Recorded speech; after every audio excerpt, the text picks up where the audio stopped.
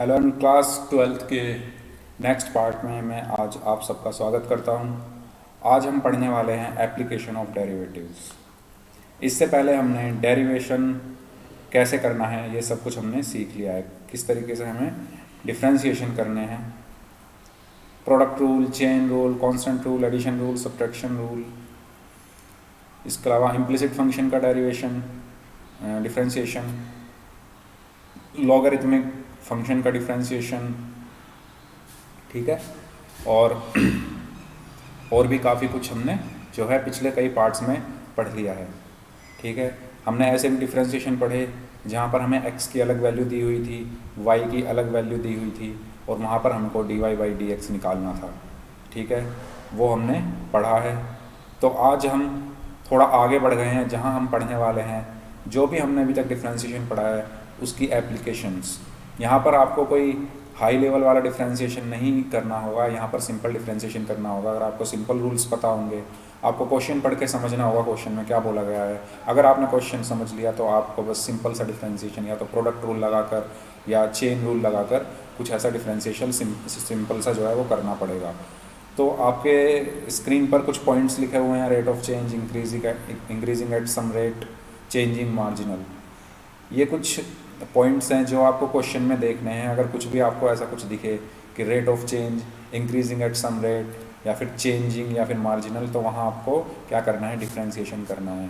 क्या करना है आपको वहाँ पर, डिफ्रेंशिएशन।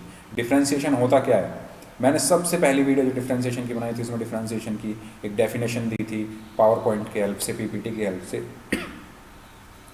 डिफ्रेंशिएशन होता क्या है, रेट ऑफ चेंज ही तो होता है। dy/dx हम लिखते हैं, इसका मतलब क्या होता है, इसका मतलब यही तो होता है कि x के रेस्पेक्ट में y में क्या चेंज आ रहा है, ठीक है। तो यही तो होता है, तो रेट ऑफ चेंज, ठीक है। इंक्रीजिंग एट सम रेट, ठीक है, चेंजिंग या मार्जिनल। अगर ऐसा कुछ कहीं किसी क्वेश्चन में है तो वहाँ पर आपको क्या करना है, डिफ्रेंशिएशन करना है। एप्लीकेशन ऑफ डेरिवेटिव्स में ये आपको ध्यान रखने हैं 4 पॉइंट्स। अब हम बढ़ते हैं अपने क्वेश्चंस की तरफ कि कैसे क्वेश्चन हमें मिलेंगे। पहला क्वेश्चन मैं स्टार्ट कर रहा हूँ एनसीईआरटी का एग्जाम्पल नंबर 1, वहाँ से मैं क्वेश्चन उठा रहा हूँ। चलिए क्वेश्चन उठाते हैं। ये आपकी स्क्रीन पर एक क्वेश्चन आ गया है, ये मैंने एग्जाम्पल नंबर 1 लिया है एनसीईआरटी की बुक में से। क्वेश्चन है find the rate of change. Rate of change आ गया ना, रेट ऑफ चेंज जो मैंने बताया था 4 points, rate of change, marginal, ठीक है, increasing at some rate, okay. तो ये देखिए रेट ऑफ चेंज आ गया, तो इसका मतलब यहाँ पर हमें डिफ्रेंशिएशन करना है। तो find the rate of change of the area of a circle पर सेकेंड। सबसे पहले हमने क्वेश्चन पढ़ा, क्वेश्चन में हमें दिख गया rate of change. Rate of change का मतलब क्या होता है, हमें क्या करना है, डिफ्रेंशिएशन करना है। तो मैंने साइड में लिख दिया है rate of change, increasing, changing, marginal. यहाँ पर आपको क्या दिख रहा है, रेट ऑफ चेंज, इसका मतलब हमें क्या करना है, डिफ्रेंशिएशन करना है। चलिए आगे क्वेश्चन बढ़ते हैं। Find the rate of change of the area of circle per second with respect to its radius r when r is equal to 5 centimetre. देखिए सॉल्यूशन हम कैसे करेंगे, हम क्वेश्चन पढ़ के ही उसका सॉल्यूशन करेंगे।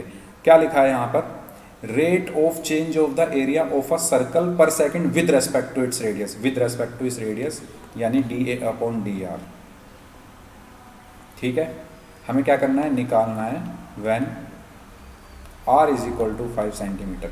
हमने क्वेश्चन से ही पता लगा लिया कि हमें क्या निकालना है। क्वेश्चन में साफ कहा गया है, एक तो एरिया निकालना है of a circle per second with respect to, किसके रेस्पेक्ट में, रेडियस के रेस्पेक्ट में, यानी कि dA/dr।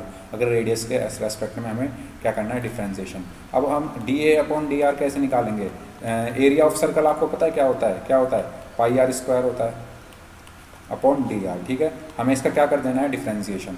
पाई क्या है, एक कांस्टेंट है तो पाई बाहर चला गया, r² का डिफ्रेंशिएशन क्या होता है, 2r होता है, ठीक है, 2r होता है। ये हो गया, तो dA/dr क्या आया, 2πr, ठीक है। तो हमें निकालना किस पर है, 5 सेंटीमीटर पर। तो dA/dr at r is equal to 5 centimetre क्या होगा, 2π × 5 इज इक्वल टू 10π, ठीक है।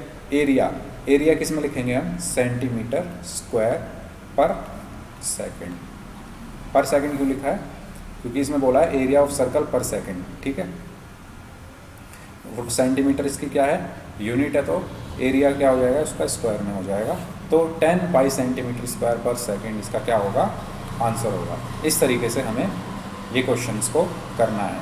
चलिए, ये तो इजी सा क्वेश्चन था। अब चलते हैं एक नेक्स्ट क्वेश्चन की तरफ, जो कि है एनसीईआरटी का ही एग्जाम्पल नंबर 2। मैं वो क्वेश्चन आपकी स्क्रीन पर ला रहा हूँ, ध्यान से देखिए।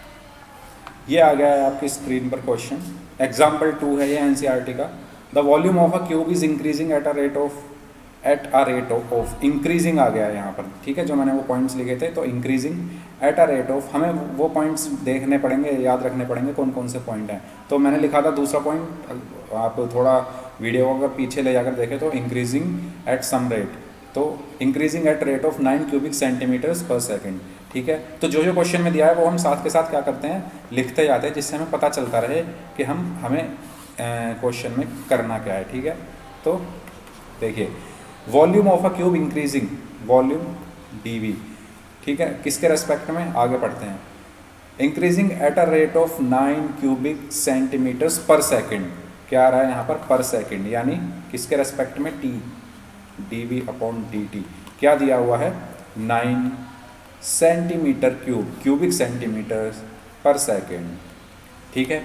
हमें यहाँ से क्या पता चला कि हमें dv अपॉन dt की वैल्यू क्या दी हुई है, 9 क्यूबिक सेंटीमीटर्स पर सेकेंड। मैंने dt क्यों लिया नीचे, क्योंकि हम अगर यूनिट देखें, जो क्वेश्चन में हमें यूनिट दिया वॉल्यूम की, वो क्या दिया है, सेंटीमीटर्स पर सेकंड, क्यूबिक सेंटीमीटर्स पर सेकंड। तो पर सेकंड यानी टाइम के रेस्पेक्ट में हम यहाँ पर लिखेंगे इसको, तो 9 centimetre cube per second.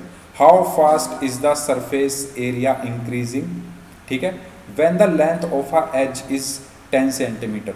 Length of a edge, cube क्या, क्यूब ऐसा होता है ना, कुछ क्यूब ऐसे करके होता है, ठीक है, ऐसे करके होता है, क्यूब होता है ना। तो इसकी एक एज की जो लेंथ है वो क्या दी हुई है, 10 सेंटीमीटर्स, ठीक है। तो मैं उसको एल या एक्स कुछ भी मान लेता हूँ। तो मैं क्या मान लेता हूँ उसको, बताओ क्या मानूँ, एक्स मान लेता हूँ, चलो, क्योंकि बुक में एक्स माना हुआ है, ठीक है। तो मैं एक्स मान के ही कर रहा हूँ। तो एक्स इक्वल टू क्या दिया हुआ है, 10 सेंटीमीटर्स दिया हुआ है, ठीक है। यानी जो हमारा क्यूब है उसकी एक एज की जो लेंथ है वो क्या दी हुई है, 10 सेंटीमीटर दी हुई है, ठीक है। हमें निकालना क्या है, how fast is the surface area increasing, how fast is the surface area increasing, यानी क्या निकालना है हमें, डी एस अपॉन, अगर मैं एस को सरफेस एरिया मान लूँ तो D S upon d t क्या होगा। देखिए, सबसे पहले हमें फॉर्मूला पता होना चाहिए वॉल्यूम का, क्या होता है, किसी भी क्यूब का जो वॉल्यूम होता है वो क्या होता है। अगर मैं एज की लेंथ एक्स मान रहा हूँ तो एक्स क्यूब, अगर ए मान रहा हूँ तो ए क्यूब, ठीक है। और सरफेस एरिया क्या होता है, सरफेस एरिया क्या होता है, 6x स्क्वायर होता है, ठीक है। अगर ए मानूँ अगर मैं लेंथ तो 6a स्क्वायर, क्योंकि मैंने x मानी है तो क्या होता है, 6x स्क्वायर होता है। तो dv upon dt is equal to, v क्या होता है, एक्स क्यूब यहाँ से अपॉन dt, ठीक है। तो x क्यूब का डिफ्रेंसिएशन क्या होगा, 3x स्क्वायर, लेकिन क्या यहाँ पर t है, क्योंकि हम t के रेस्पेक्ट में कर रहे हैं, अब x के रेस्पेक्ट में नहीं कर रहे हैं, तो ये ध्यान रखना है। तो यहाँ पर क्या लगेगा, चेन रूल, x का क्या होगा 3x स्क्वायर, x क्यूब का, फिर x का क्या होगा, dx अपॉन dt, ठीक है। ये क्यों आया, क्योंकि हम किसके रेस्पेक्ट में कर रहे हैं, डिफ्रेंसिएशन t के रेस्पेक्ट में, x के रेस्पेक्ट में नहीं कर रहे हैं, ये हमको ध्यान रखना है। तो यहाँ से dv अपॉन dt क्या आया, 3x square dx upon dt, और dv अपॉन dt की वैल्यू क्या है, 9 सेंटीमीटर क्यूब पर सेकेंड, यानी इसको मैं ये भी जो लिख सकता हूँ is equal to 9 centimetre cube per second, ठीक है। तो यहाँ से dx अपॉन dt क्या आएगा, 3x स्क्वायर इसके नीचे गया तो 9 अपॉन 3x स्क्वायर बचा, और ये क्या बचा, 3 अपॉन एक्स स्क्वायर, ठीक है। इसको मैं इक्वेशन 1 बोल देता हूँ। अब मैं सॉल्व करता हूँ सरफेस एरिया के लिए। सरफेस एरिया का फॉर्मूला क्या होता है, क्या होता है, 6x स्क्वायर, ठीक है। तो s की वैल्यू मैंने रख दी 6x स्क्वायर, ठीक है, अपॉन dt होगा। ये भी यहाँ पर भी क्या लगेगा, चेन रूल लगेगा, क्योंकि किसके रेस्पेक्ट में कर रहे हैं हम डिफ्रेंसिएशन, t के रेस्पेक्ट में। 6 कांस्टेंट है तो कांस्टेंट रूल के अकॉर्डिंग 6 बाहर, x स्क्वायर का डिफ्रेंसिएशन 2x, और x का फिर t के रेस्पेक्ट में, ठीक है। तो इस तरीके से हम चेन रूल यूज़ करेंगे, और इक्वल टू क्या होगा, 12x dx upon dt। Finally ds upon dt हमारा क्या आया, इसी की तो वैल्यू चाहिए हमें, 12x, और dx अपॉन dt की वैल्यू क्या है, 3 अपॉन एक्स स्क्वायर, इक्वेशन 1 से। ये देखिए इक्वेशन 1 में D x upon d t क्या है, 3/x²। तो इस वैल्यू को 3/x² को मैं यहाँ रख सकता हूँ ना D x upon d t की जगह, तो रख दी मैंने, रख सकता हूँ। तो क्या हुआ 3/x²। तो एक x से ये x क्या हुआ, कैंसिल हो गया। तो D S upon d T मेरा क्या बचा, 12 × 3 36/x।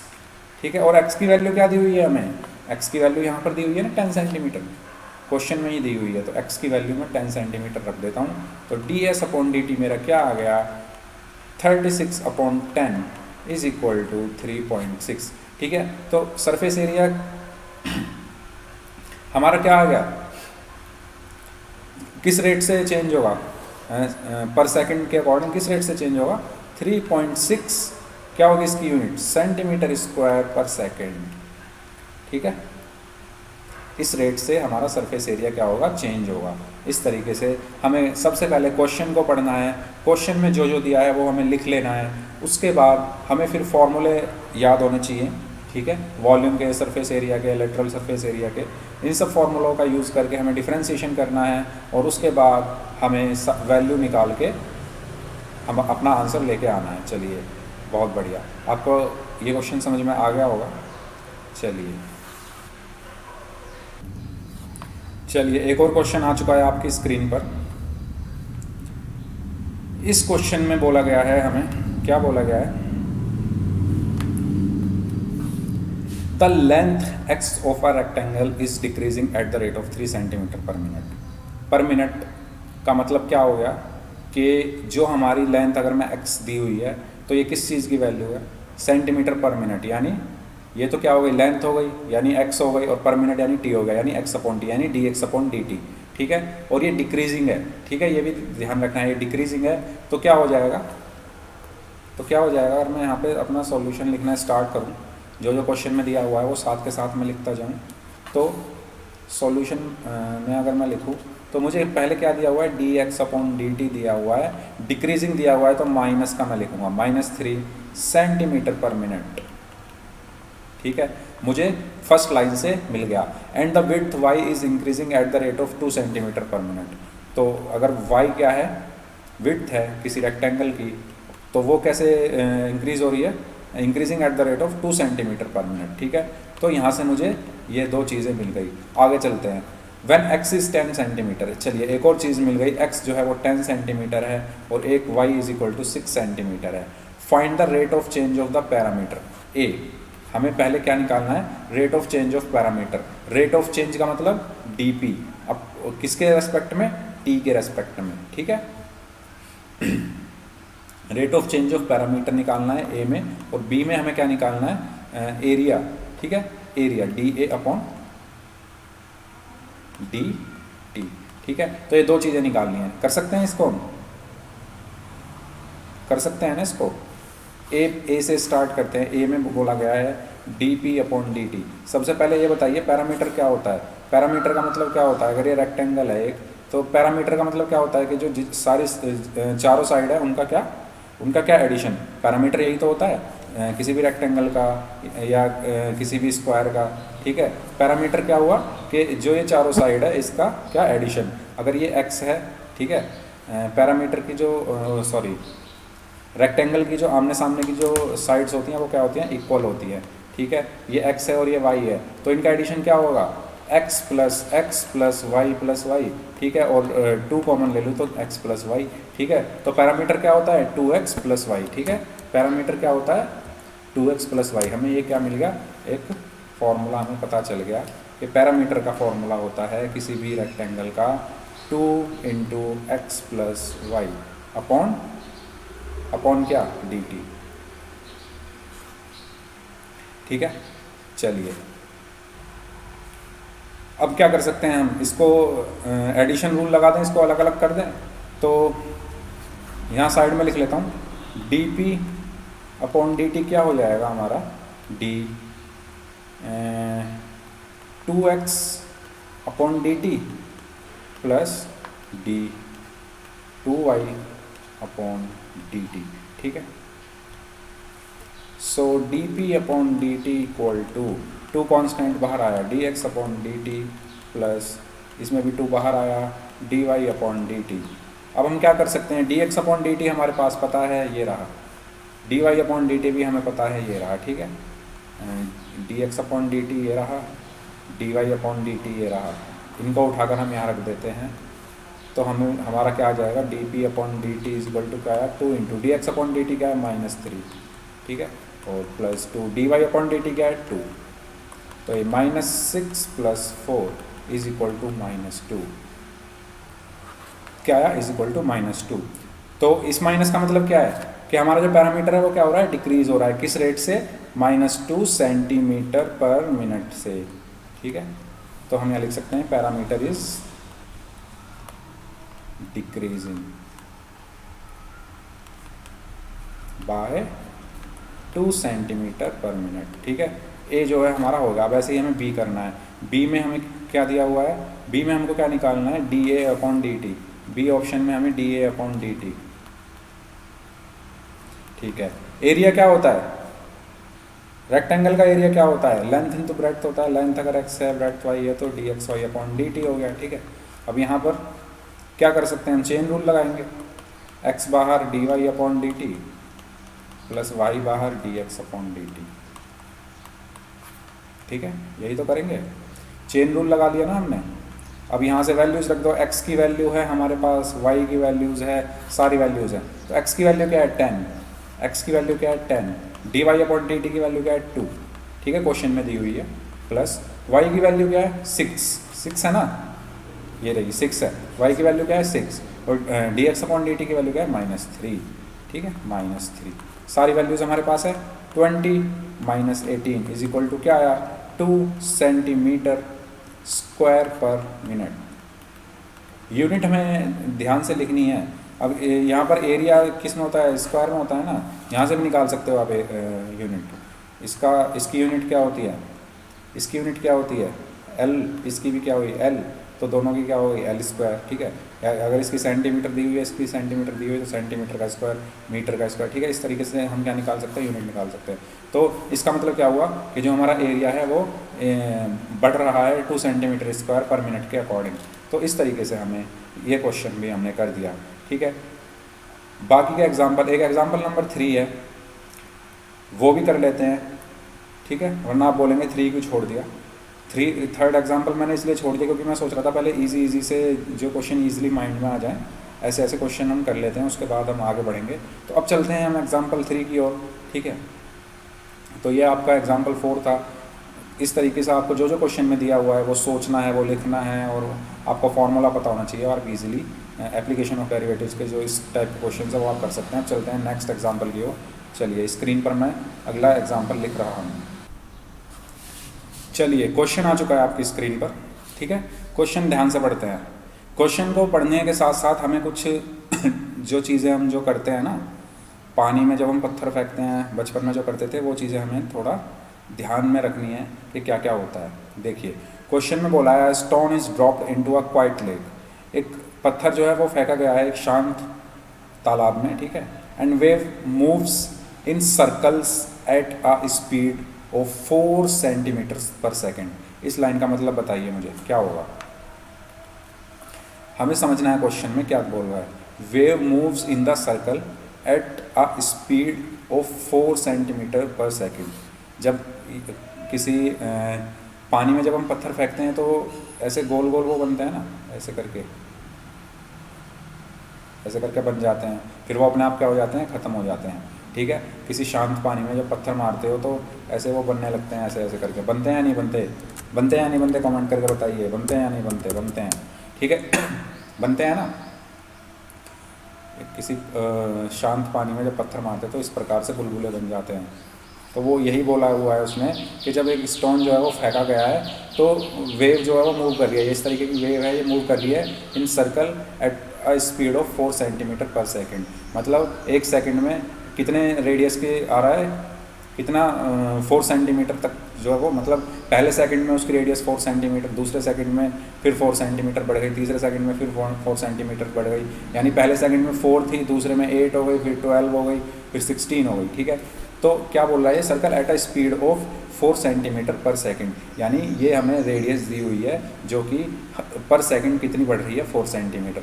तो मैं इसको क्या लिख सकता हूँ, मैं इसको लिख सकता हूँ कि मुझे dr/dt की वैल्यू दी हुई है, वो क्या दी हुई है, 4 सेंटीमीटर पर सेकंड दी हुई है। इसका मतलब ये है कि जब हमने पत्थर फेंका पानी के अंदर तो पहले एक सर्कल बना 4 सेंटीमीटर रेडियस का, दूसरे सेकंड में फिर वो क्या हुआ, दूसरा सर्कल बना, ठीक है, तो उसकी भी रेडियस कितनी हो गई, 8 हो गई, क्योंकि 4 और ऐड हो गए, फिर 12 हो गई, इस तरीके से, यानी हर सेकंड 4 सेंटीमीटर वो बढ़ रही है, ठीक है।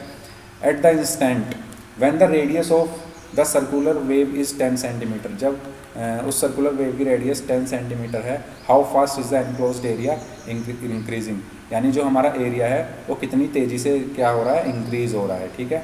जो हमारा एनक्लोज्ड एरिया है वो कितनी तेज़ी से इंक्रीज़ हो रहा है, यानी हमें क्या निकालना है, एरिया यानी dA/dt की वैल्यू निकालनी है। देखिए हमारे पास अब सब कुछ है, हमने क्वेश्चन पढ़ा ध्यान से, हमने क्वेश्चन में देखा क्या क्या दिया हुआ है, उसके अकॉर्डिंग हमने लिख लिया। अब इसके बाद सॉल्यूशन बिल्कुल इजी हो जाएगा। तो dA/dt क्या होता है, ए क्या होता है, किसी भी सर्कल का एरिया क्या होता है, πr²/dt, ठीक है। तो dA/dt क्या होगा, पाई क्या है, कांस्टेंट, वो बाहर आया, r² का डिफ्रेंसिएशन क्या होता है, 2r, और फिर r का क्या होगा, dr/dt by using chain rule.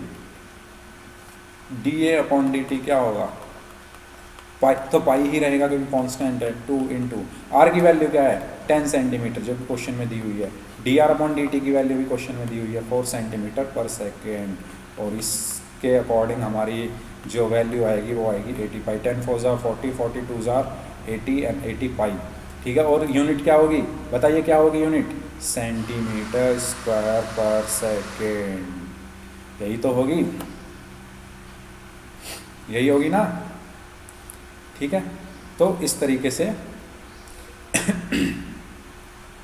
इसकी क्या है, सेंटीमीटर है, ठीक है, इसकी भी क्या है 10 सेंटीमीटर, ठीक है। तो इन दोनों की तो मल्टीप्लाई होगी बेसिकली, तो सेंटीमीटर की सेंटीमीटर में मल्टीप्लाई, तो सेंटीमीटर स्क्वायर पर सेकंड, तो यूनिट क्या होगी, और एरिया की भी वैसे भी क्या होती है, स्क्वायर ही होती है, तो 85 सेंटीमीटर पर स्क्वायर सेकंड। तो एरिया जो है वो कितनी तेज़ी से बढ़ रहा है बताइए, वो 85 सेंटीमीटर स्क्वायर बढ़ रहा है हर सेकंड में, यानी 4 सेंटीमीटर पर सेकंड के अकॉर्डिंग तो उसका रेडियस बढ़ रहा था, और एरिया जो बढ़ रहा है वो 85 सेंटीमीटर पर स्क्वायर सेकंड के अकॉर्डिंग बढ़ रहा था, ठीक है। तो इसका मतलब क्या हुआ कि एक सेकंड में रेडियस कितनी बढ़ रही थी, 4 सेंटीमीटर, और एक सेकंड में एरिया कितना बढ़ रहा था, 85 सेंटीमीटर स्क्वायर। समझ में आया। इस तरीके से हमें क्वेश्चन को पढ़ना है और हमें जो जो डेटा दिया गया उसको लिखना है, और फिर उसके बाद हमें जो वैल्यू चाहिए वो हम इजीली निकाल सकते हैं। तो ये 4 एग्जाम्पल आज मैंने कराए हैं, इसके अलावा आगे भी एग्जाम्पल हैं, क्वेश्चंस हैं, तो वो आप खुद ट्राई कीजिएगा, और मैं भी कराऊंगा सारे क्वेश्चन। फर्स्ट एक्सरसाइज जो है इसकी, उसका मैं हर क्वेश्चन जो है आपको एक्सप्लेन करूँगा। तब तक के लिए अगर ये आपको इस वीडियो से कुछ भी समझ में आया हो तो प्लीज़ वीडियो को लाइक कर दीजिएगा। मैंने सबसे पहले जो 4 पॉइंट्स वो बोले थे, at the rate of increasing at some rate, या फिर मार्जिनल वर्ड आ जाए, या फिर इंक्रीजिंग आ जाए, ठीक है, या फिर चेंजिंग आ जाए, ठीक है, ये सब वर्ड्स आ जाए तो हमें क्या करना है, हमें डिफ्रेंशिएशन करना है, ठीक है। तो इस तरीके से हमारे ये 4 एग्जाम्पल होंगे। नेक्स्ट वीडियो तक के लिए thank you so much. Video देखने के लिए चैनल को सब्सक्राइब कर दीजिएगा अगर आपको वीडियो अच्छी लगी हो, और अपना ध्यान रखिएगा। Thank you so much, take care, bye bye.